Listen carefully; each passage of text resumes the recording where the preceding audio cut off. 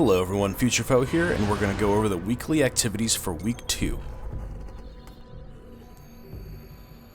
And the Nightfall this week is Fallen Saber.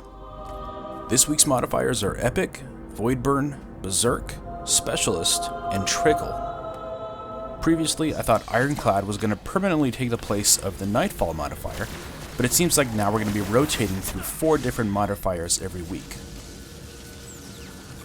The strike itself wasn't too bad. Of course, the infamous Warsat part of this strike is always annoying, but I stuck with my Void Fusion Rifle Long Far Gone from the Vanguard. And that, combined with the Specialist modifier for this week, made sure we tore through enemies like butter. This was also the first time I realized that Saber himself actually switches between all 3 elements during the fight. He starts with Solar, switches to Void, and then ends with Arc. We tried as hard as we could to stay away from him during the Void phase of the fight. As you can see, he had no problem just coming right into our bubble.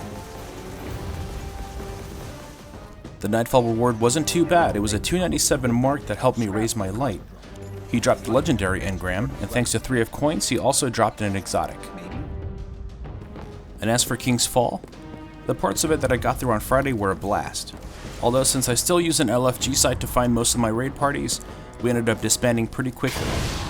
I didn't get a chance to complete it this week since I was moving, but when things were at their darkest, Amanda Holiday sent me a beacon of hope. Step 10 for the Jolly Holiday quest appeared, and I received the Chaperone.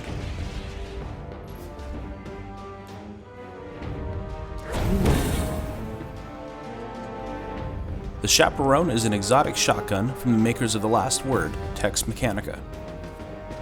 The intrinsic perk is called the Chaperone. This weapon fires a single precision slug and grants agility boosts. This means that this weapon behaves differently than every other shotgun in the game, shooting one single high-impact round. The first selectable perks are Linear Compensator, Accurized Ballistics, and Field Choke. I decided to go with Field Choke for the increased range and impact. Its first special perk, the Roadborne, states that precision kills briefly grant bonus handling, range, and precision damage with this weapon. This is a pretty amazing perk. It seems to encourage the 1-2 punch of using your primary and your special to take out enemies more efficiently. Why is that? Because the precision kills in question for this perk don't have to be caused by the Chaperone. You can cause it by your primary, as you can see in the clip here. A precision kill with any of your weapons triggers the Roadborne, which lasts for 9 seconds.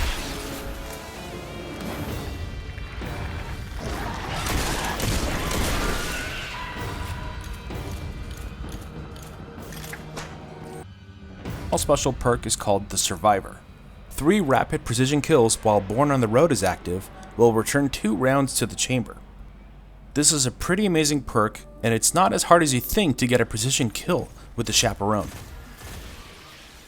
These perks combined make this gun super fun to play with, and again encourages the 1-2 punch of primary and special to not only help you play more efficiently, but to conserve ammo. And of course, the unique animations and the reload sound effects don't hurt either.